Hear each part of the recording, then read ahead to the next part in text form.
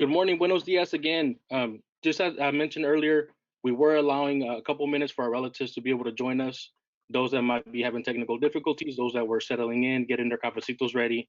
But we are going to go ahead and get started.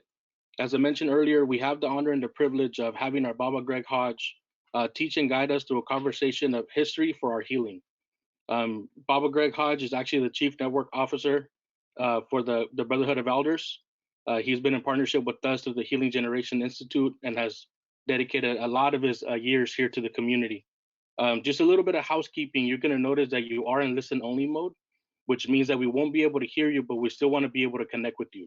There is a question and comment box. So if at any point in time you do have a question, there is something that resonates with you or that you want to comment on, please use that box. And at the end, we will allow about 20 to 15 minutes for us to get to any of those questions. So again, please use that box. Lastly, you are going to be prompted to a short survey. At the end, we do want to know, was this webinar helpful? And also, what can we do as a network to be able to provide further services? So please fill that out. Let us know what you think. But I did want to introduce our Baba Greg Hodge, who's going to be taking us through the conversation today. Today's focus is history for our healing. We're going to focus on the importance of understanding the cultural history, the relevance of the Black History Month, and also why do we need to learn about each other's culture in order for us to grow together. So without further ado, Baba Greg Hodge, go ahead and take it away. It's just an honor and opportunity to spend a little time with you today as we talk about the history for our healing. I want to acknowledge Ariel and all of my compadres over at the National Compadres Network and my comadres as well. We've become friends as well as colleagues, and I really appreciate the invitation this morning to participate in this series. Some of you may know, the Brotherhood of Elders Network, which has been around for about 8 years now, is a partner with National Compadres Network around a lot of work that we're doing across the brown and black, what used to be the brown and black divide. We're pulling ourselves together because we know that our futures are inextricably bound to each other, and that we want to learn from each other. We want to work together, share as much as we can as our communities continue on this path of healing. One of the things I want to do as we get started this morning is to acknowledge, our ancestors, to acknowledge those people who went before us, as we honor their spirits, as we honor our ancestors, as we honor our children. And one of our practices is we tend to pour libation, use a little bit of water, pour it onto the earth, and acknowledge the people who came before us, those ancestors who have made given us an opportunity to be who we are. So this morning, wherever you are, I invite you just to take a second. I know that it's a busy time in our communities, a busy time in the country, but just take a moment this morning and just to think about an ancestor who reminds you of healing, an ancestor who inspired you around healing, an ancestor who helped you understand that healing is when everything that should work together actually works together. And bring that energy into the space, wherever you are, if you're on your phone, if you're in your office this morning, wherever you might be watching this and participating in this webinar, just bring that ancestor in, call their name. I would say Bobby and David Hodge, my parents, but you may have somebody else who reminds you of our medicine, and just bring those folks by spiritually, just bring them into the room. As we do that, we also want to acknowledge our elders. Generally, our elders are those who have lived a little longer than us and have attained some wisdom. We have some elders who are just olders. We have some younger people who are elders in a way, because we jokingly have referred to them as yelders, and I kind of label kind of stuck, but those young elders, the people who have demonstrated some wisdom even at a young age. And so we honor them this morning. We honor our children who are not born, our children who are with us, because as we do this work, we want to do this work in a way that takes us, 5 to 7 generations out from where we are today. That the decisions we make, the energy we put into things, the way that we operate, and the way we move in the world would actually be with our children in mind.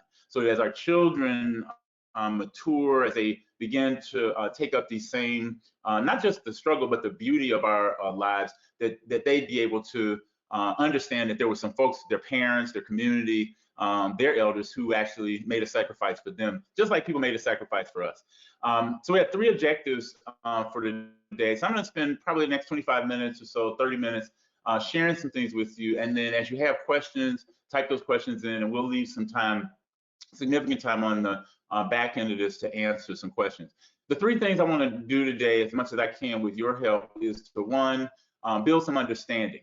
Build some understanding of our own cultural histories. Like what is the milieu? What is the environment that we are growing up in, the environments that we're parenting in, the environments that we're working in community in, as we heal as individuals.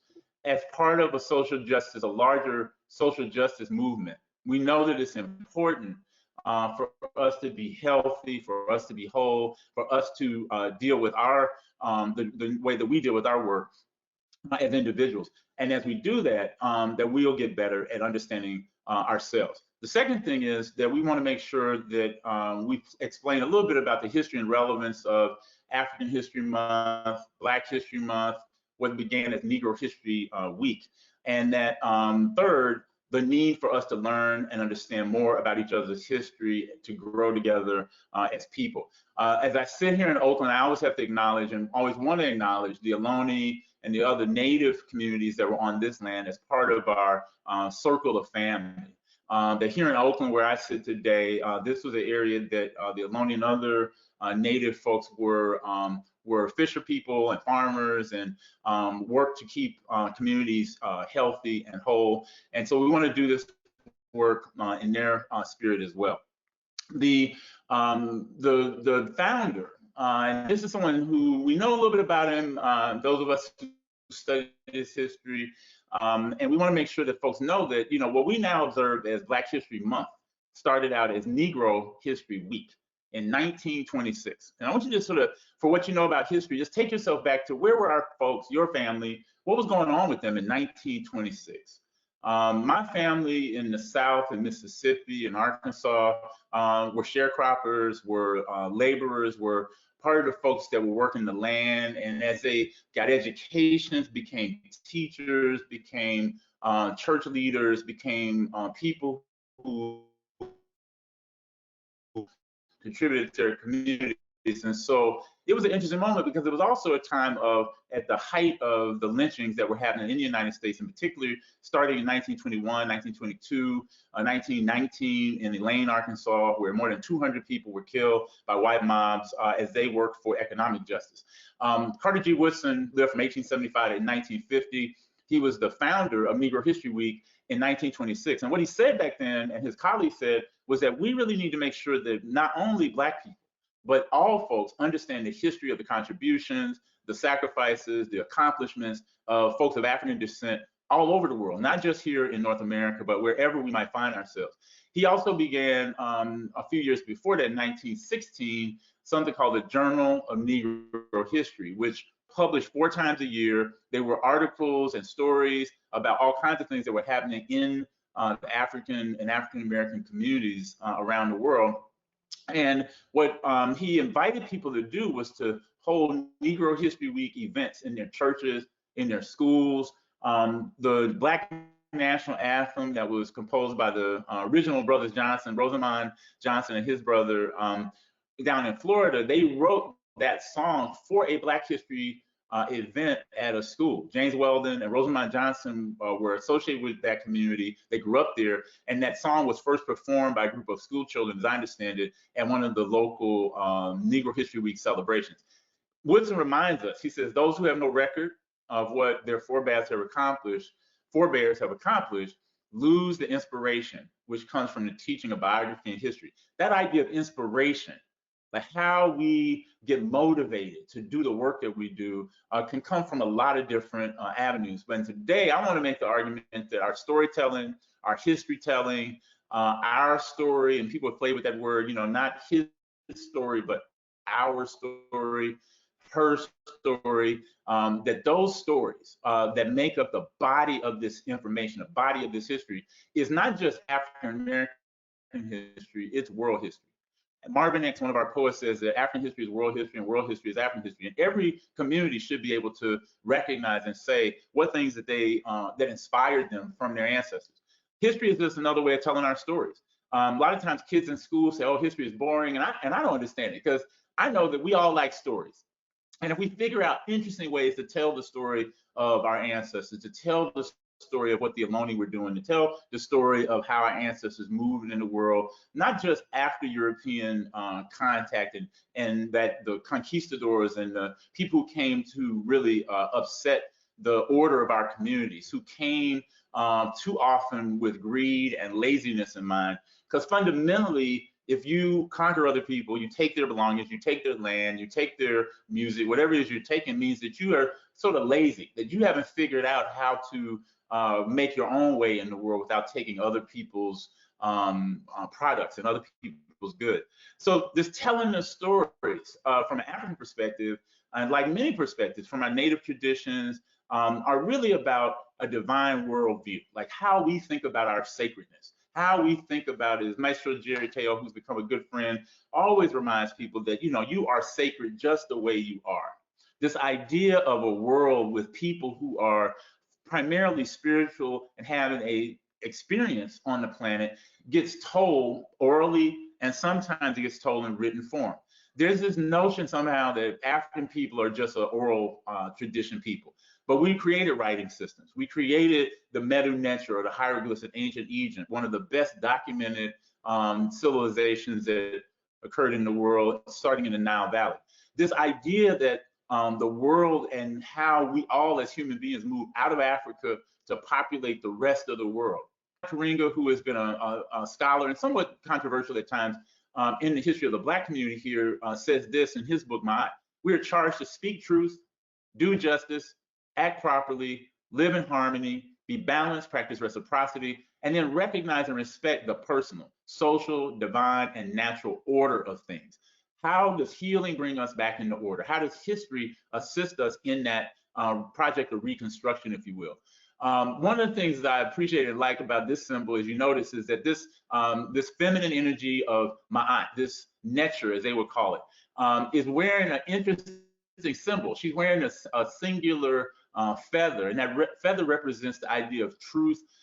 When in the mythology of the creation, of the judgment stories in that tradition, they would say once you live your life, your heart should be as light as a feather, that you should leave this world having made a contribution, a significant contribution to the social, a contribution to education, a contribution to the arts, a contribution to something on which your life would be judged.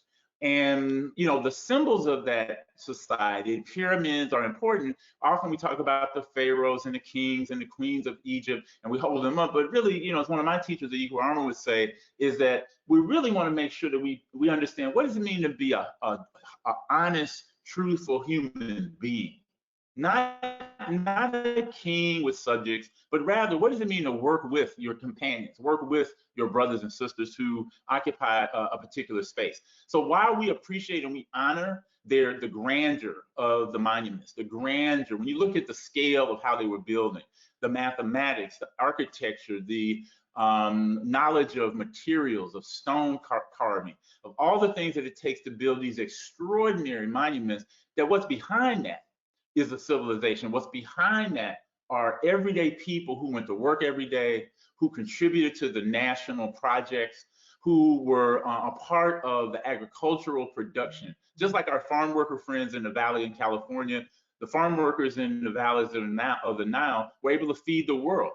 And so that history for us ought to remind us, it ought to bring us back to some understanding of how we move in the world, of who we are, of how our cultural history can begin that project of helping us heal.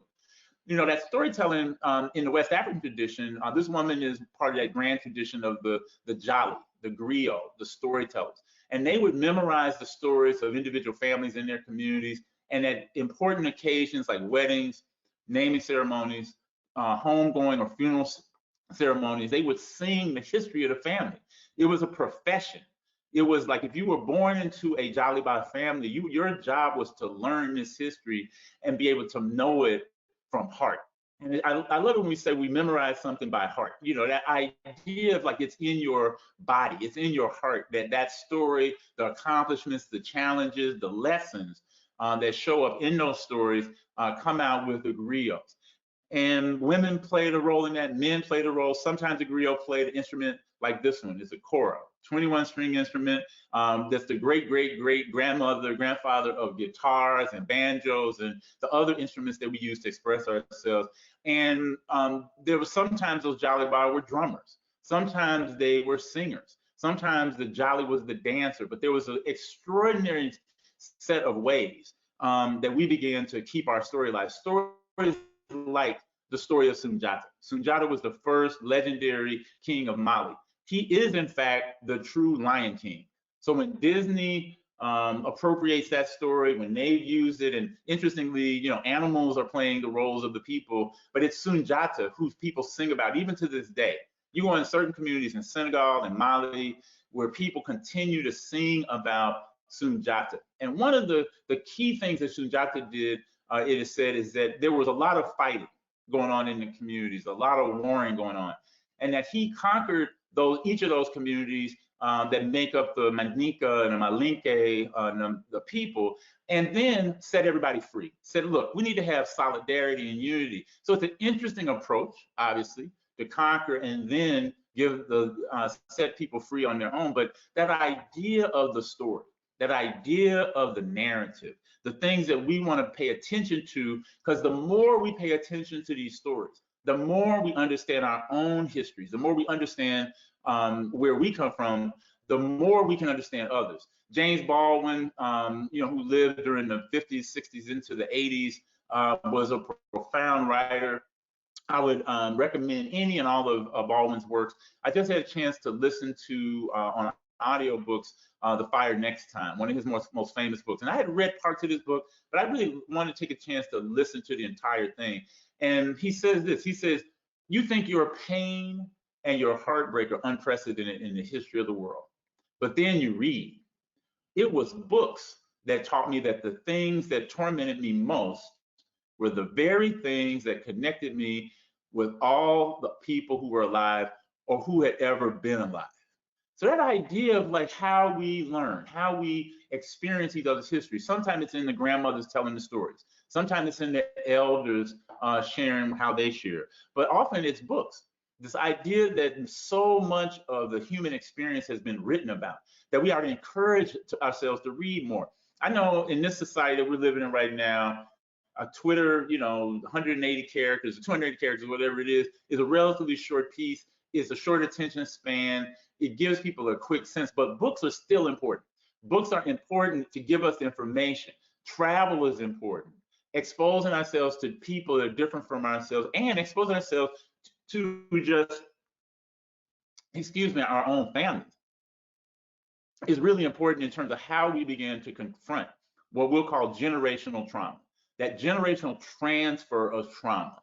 So some things have happened in our communities in our past and that carry forward into this contemporary moment that cause us pain, that cause us anxiety, that cause us stress, that causes literally our lives to be cut short. And so when we think about that historic trauma, like how much of the trauma of the Middle Passage, of that journey from the coast of West Africa or even Southern and Eastern Africa into the Caribbean, into Brazil, into North America, how much of that pain and trauma continues to be carried by the descendants of the people who went through that? This idea of this door of no return, this was the last point of disembarkment from the African continent in Senegal. And I was there a few years ago, and it's very moving sort of place to be, just like Elmina in Ghana or Zanzibar or any of the places where these slave dungeons have now become museums as reminders of that trauma. It still, I think, is a challenge for us sometimes to think about, like, those are real human beings, that those are real people, that in this slave house, the house of enslavement,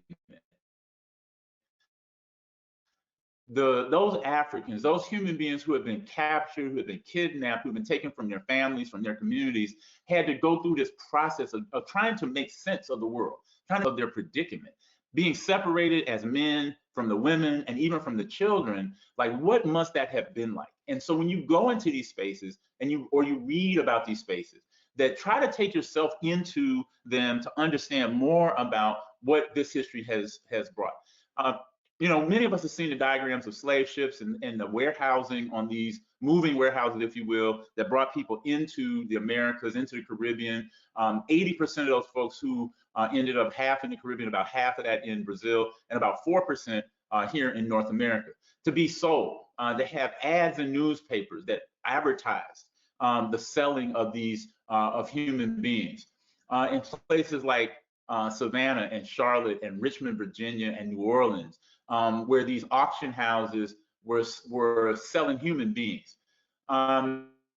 You know, we think about this image from the late 1860s. This is a ship that had been, or people who had been rescued from a ship that had been intercepted by the British Navy. This is in 1868. If you take a look at this image, it's one of the very rare photographs of enslaved Africans, and these are children. There were more people on this ship, but these are mostly children. When you think about what it meant to be a young person, to be, say, these 4 boys who are sitting at the back, and I've used this with high school students here in Oakland and asked them questions like, well, what does it look like they're feeling? What does their body language suggest? Does it look like anybody you know? And much of what I think is important about our history as a medicine is to internalize it, to personalize it, to make sure that we understand that the people from our history, and all the great things that they've done, were human beings, just like us. They were people who had to go to work every day. Many of them made the movement and the struggle of their work to dramatize what was going on at that time. Ida B. Wells Barnett, who's shown here, was a journalist, a business person who led the cause around lynchings, pushing back on lynchings in the United States in many ways. We know those lynchings were domestic terrorism all over the country, and now memorialized at the museum at the Equal Justice Institute in Montgomery, Alabama. We understand what was happening with our folks, that it would take a long time for us to get over this, that we were hogtied. Our children were like George Stinney Jr., a little brother, 14 years old, who is the youngest person to have been executed in the United States for being wrongfully convicted of a murder of 2 white girls in his community. And that this barbarism that has happened in terms of the death penalty has happened here in the United States all too often to Black and brown men and women. That we know that the trauma of poverty, that poverty is a violence, that poverty, and this in a northern image in New York, I believe, where children are having to navigate their environments. And this is a photograph probably from the 1960s, but many of our communities are still suffering through that same kind of poverty. Dr. King tried to dramatize that poverty in Chicago by moving he and his family into public housing for a few weeks, just to show like the conditions that folks were facing. This is at a time when freedom riders were being attacked in the South for attempting to integrate public accommodations. It comes forward to the killing of Michael Brown, and just like with lynchings, as bodies were being left on the streets, in trees, to basically create fear and the trauma and anxiety that creates. Just like these young people who were being held in detention at one of the juvenile justice facilities, and just the dehumanization of it, to look at the wall, not to look at each other, not to look at people, but to be treated in the same way that many of our ancestors were treated in that chattel slave era period, that plantation era. I'd like, to continue to push us to think about those enslaved Africans as that, as enslaved human beings, not as an object, not as a cow or a horse or a chicken, as Brother Malcolm would say, but as a person. And so a slave is a thing, but an enslaved human being is a person. We know that our younger folks, and this is our friend Brandon Harrison, who died a couple of years ago at the age of 20. He was a young person who grew up in Stockton. And here's what he said about history. He says, I held myself to a higher standard because I learned my real history. That whole idea of just holding yourselves up to a higher standard because you know that folks in your family or community have gone through a similar set of circumstances gives you a certain kind of power. He says, I learned my real history. Free our dreams is about equal opportunity. It means having a good job. It means not being afraid to walk out of my house and get gunned down. You can say what you want, wear what you want, and nobody's going to judge you because they're going to talk to me to find out what's in my head. And unfortunately, Brandon died at the hands of another young person in Stockton during a shooting. And Brandon's story just reminds us of how important this storytelling, how important history is. The history of our healing practices is also part of that work. We think about from ancient times in Nile Valley, this sort of position of prayer of one holding up the sign of the Ka, the sign of the spirit. And all the way into and through the abolitionist movement with Harriet Tubman, through the efforts that we see today to work to think about that which is greater than us, to think about spirit, to honor the energy of those who came before us, as well as just the spirit of the universe, known by many, many names. Harriet Tubman did her work, and she was a person who believed in the power of the word, the power of prayer. And she said, God made me strong and able to fight. And apparently, you know, Sister Harriet prayed a lot. She prayed all the time. And she prayed, there's one story that's told about her that one of her so-called masters was going to sell her, and she was trying to change his mind. She was trying to get him not to sell her further south out of Maryland, where she had been. And then she says this, and this is a quote, and there's some great books about Harriet Tubman with stories in her own voice. And she said, "Oh Lord, if you ain't never gonna change that man's heart, then kill him. Lord, take him out of the way." And the next thing I heard, old master was dead. He died just as he had lived. And then she said, "Oh, then it appeared like I'd give all the world full of gold if I had it to bring that poor soul back, but I couldn't pray for him no longer." So Sister Harriet said, "I'm praying for you to change your mind, but if you don't change your mind, I'm praying for the Most High to take you up out of here." Those are the kind of stories that inspire us. Not just, and even the second thing that she says, and once he died, I almost like she felt bad about it. She said, "I felt like somehow I had caused him to pass because of my prayer." But this is the level of moral integrity, the fidelity to true justice and righteousness our ancestors have. We pour libations. I mentioned at the beginning of this webinar that notion of ancestor veneration, libations, also goes back as far as the Nile Valley.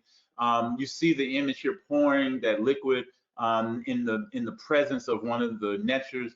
And this idea of libations and incense is part of our healing medicine, singing and dancing together. And the more we understand the history of how dance and song changes our somatic makeup, is part of our healing. Restorative circles. We do a lot of work around healing circles. In one community, when someone does wrong, they take the person to the center of the community at Tabantaba and surround them for 2 days. Say all the good that person has done. That group believes that each person is good, but sometimes we make mistakes. And those mistakes are really a cry for help. So they unite, they have solidarity because they believe that I am because we are because I am, and they reconnect to the best of who people are. It is part of that original sort of restorative justice work. It's hard to restore something that hasn't existed. In many of our communities, we don't know what justice looks like. We don't know what good community looks like. And so this idea of prayer, repeating the name of God on a regular basis, if you're a Muslim, when you sing those long metered hymns down in the Southern church, the way I grew up, and those songs and the tonal quality of those songs, it has power. It brings people into the ring shout that we saw down in the Gullah Islands in North Carolina, South Carolina, and other places. But that shout or that shout has some very ancient origins, even going back to the Nile Valley. So there's a connection, there's a lineage, there's a connecting point between the kind of music that Mahalia Jackson would sing to inspire people at rallies. She inspired the folks in Selma. She inspired the folks in Washington, D.C. when Dr. King gave one of his most famous speeches. She contributed money to the movement. And out of ancient Egypt, that word seker, to inform, to sing, to make known, is part of our tradition. So I think that the medicine, the learnings, the lessons, how it is that we come into understanding about all of our history. People like Luis Gama, who lived in Brazil from 1830 to 1882. He freed himself from slavery by learning to read and write. He became an abolitionist lawyer. And he says here, a slave who kills his master under any circumstance, that killing should be considered self-defense. It's a legitimate defense. And it created an uproar in the 1800s in Brazil when he made that statement in a court case. And it was one of those people who said, give people light and they will find their own way. She was a woman who was in SCLC, who operated SCLC while Dr. King and these other African American men leaders were out, but she had a different kind of leadership goal. She said that leadership goal has to be all of us leading from the best of who we are. It's in that same tradition that Dolores Huerta and the United Farm Workers made their movements known in the 60s here in California. Yuri Kochiyama, who started her career in Harlem, met Brother Malcolm, lived here in California for many years here in Oakland, but never really stopped telling this story, never stopped fighting, never stopped reminding us of Japanese internment, which had affected her family. Cesar Chavez, who lived from 27 to 1993, as obviously was someone who believed in those things that we're talking about. And he says that once social change begins, it can't be reversed. You can't uneducate a person that's learned to read. You can't humiliate the person who feels pride. You cannot oppress people who are not afraid anymore. But see, when we read our history, we understand the people who came before us. There's so much rich medicine from people like Sal Castro, who was an educator and activist during the Chicano moratorium years down in Los Angeles, or Ruben Salazar, who was a Mexican-American journalist who was killed by the LA County Sheriff's Office during that National Chicano Moratorium March against the Vietnam War on August 29th of 1970. But these are people who we need to know more about.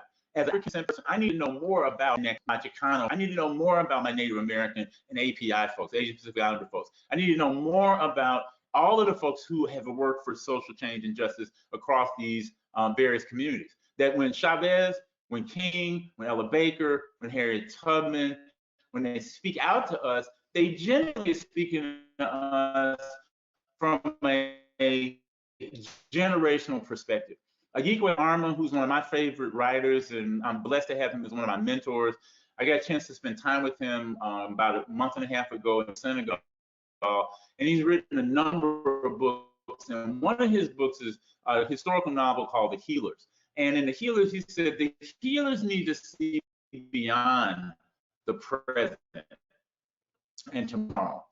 They need to see the years and decades ahead. Sorry, it's a typo. They need to see the years and decades ahead. Keep so firm, not be wholly visible until centuries have flowed into millennia. Those willing to do this necessary, and I'll add long-term generational work, those are the healers of our people. I'm gonna stop here, open this up for any comments, for any questions. I hope that something I've shared with you today has been helpful. So Ariel, I'm gonna kick it back to you, and we've got hopefully some folks who have something to add to the conversation. So thank you again, Baba. You provided a lot of information. You provided a lot of great mentors, a lot of great ancestors that have done a lot of great work within the community. So for listening in, if there is any questions, please throw them in the comment box or in the question box, and we'll get through all of them today as much as possible. I do have already a couple questions that came in, Baba. The first one is, I heard you say Baba Greg Hodge, so I'm assuming they're referring to me. What does that mean, the word Baba? I've heard Maestro, I've heard Elder, I've heard Ancestor, I've heard Yelder, but what does the word Baba mean, and where does it come from?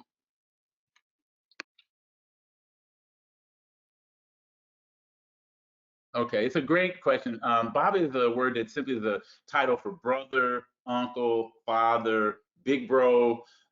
It comes from, people use it all over the African continent in the Wolof speaking communities and Mandinka speaking communities. It's almost the same way the word mama is. That you hear in a lot of different languages, a lot of across the world, people using that term. I even met somebody from Japan once who said that Baba is also used for the same meaning, for father, brother, uncle, but it's basically any male identified person who is considered to be a contributor in the community. That it's a nickname or a title that I like a lot, because as a father, I have 5 kids. This is what my kids call me, and so Baba simply means dad, uncle, big brother. Thank you, Baba. There's another question coming from Denver. It says, here in Denver, there's a lot of black and brown murders. There's a lot of black and brown violence towards men and towards women. What would you say to the youth growing up about this violence?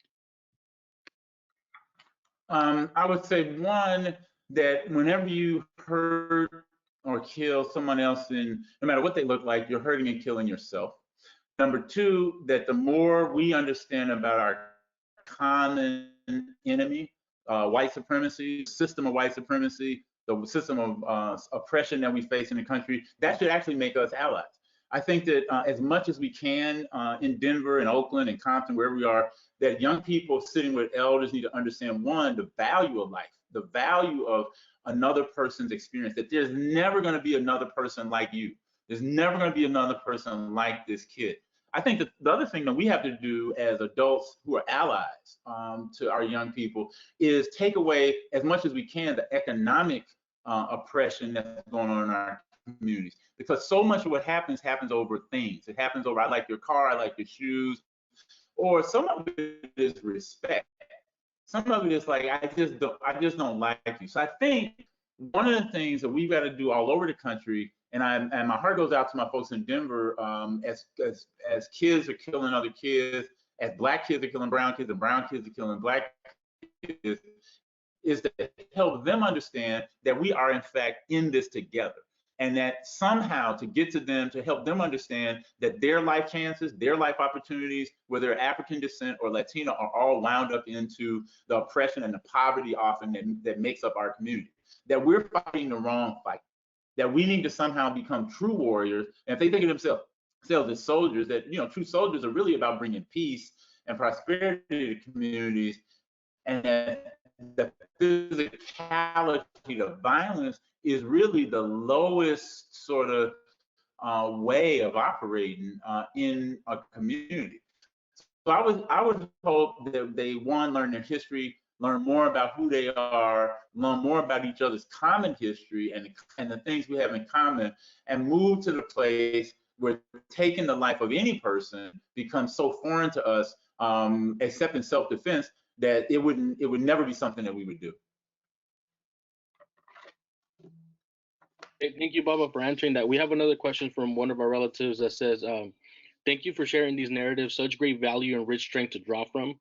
What tools or responses are most healing or restorative to use when community members resist celebrating Black History Month?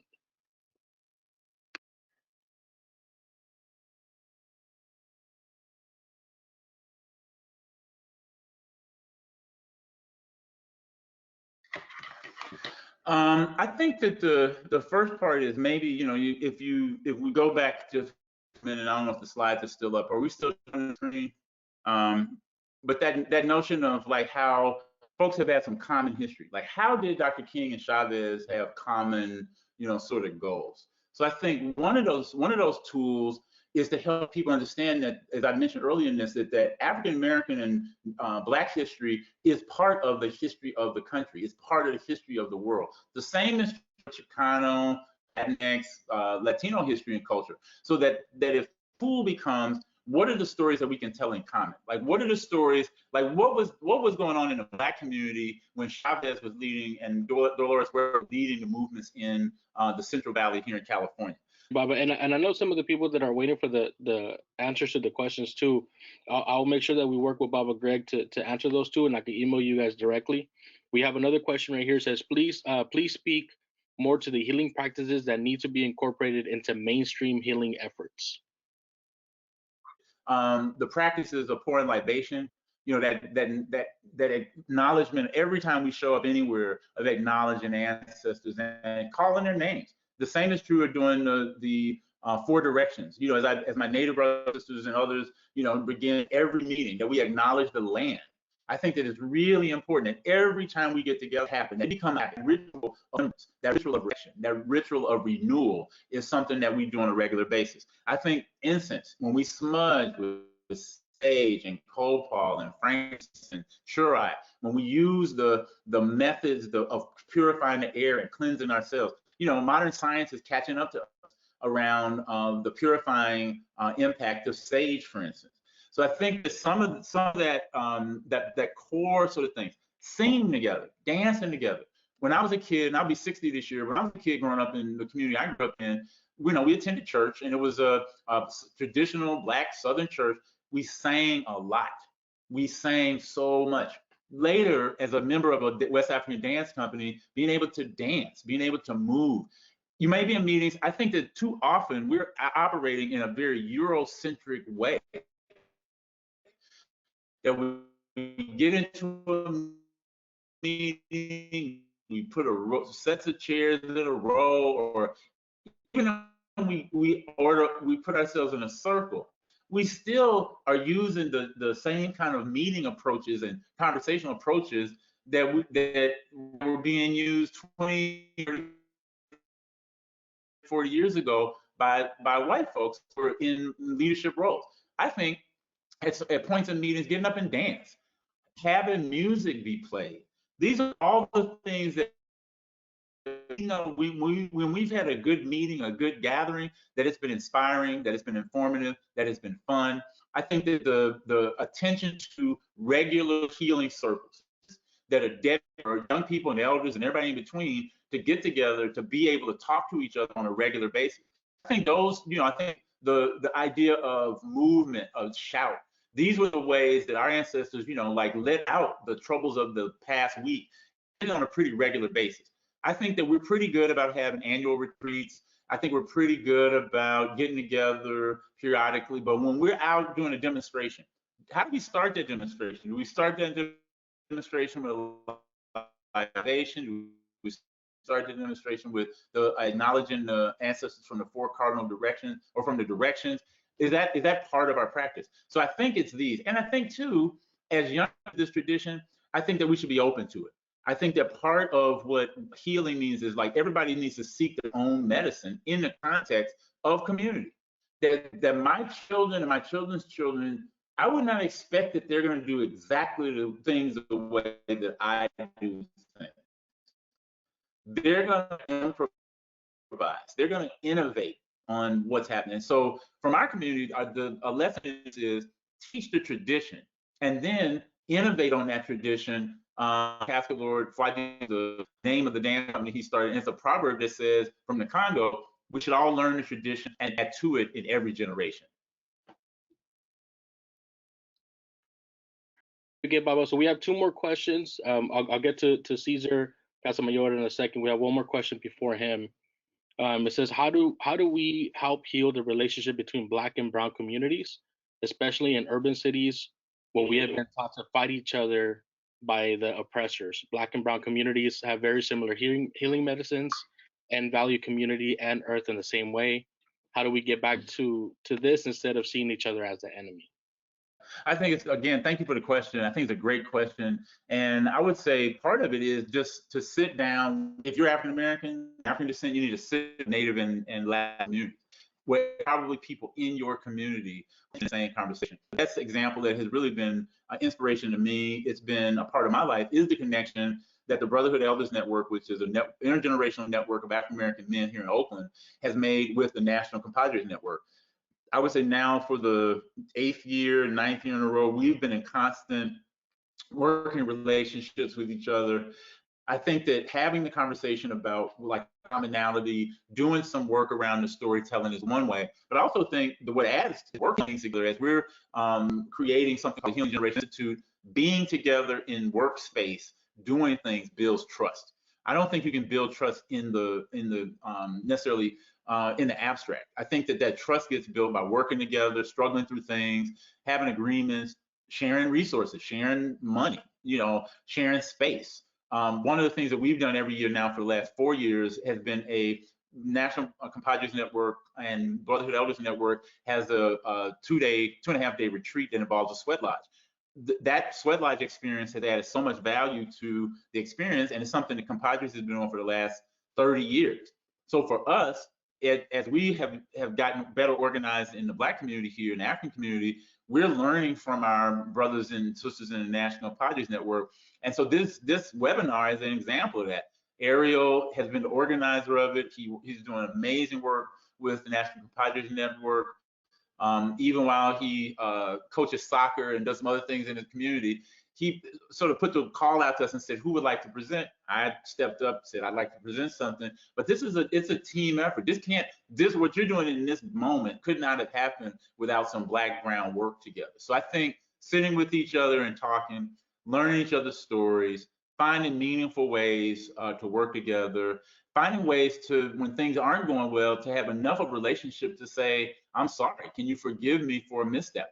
I think all of those are part of building those relationships that would then move us forward. I want to thank you all very much. I'm going to turn this back over to Ariel. And again, Ariel, thank you so much for helping put this together. And we'll all be in touch soon. Thank you again, Baba. I know we didn't get to all the questions, so we'll make sure to reach out. Caesar, I'll make sure to reach out to you directly to get that second part of that question answered. Baba Greg, again, I just want to say thank you for offering up the teachings, the medicine that you do and how you do it so beautifully. Just to let people know that we're listening in, the La Cultura Cura webinar, Honoring the Medicine Within, is a series of webinars that we're going to be launching throughout the year. There are some other webinars that we are going to be connecting with maestros in education, maestros in healing, maestros who are doing community work, and some of the maestras as well that do a lot of the work with the Women Nation and our relatives that might not be connected to the binary, that might not identify in that sense.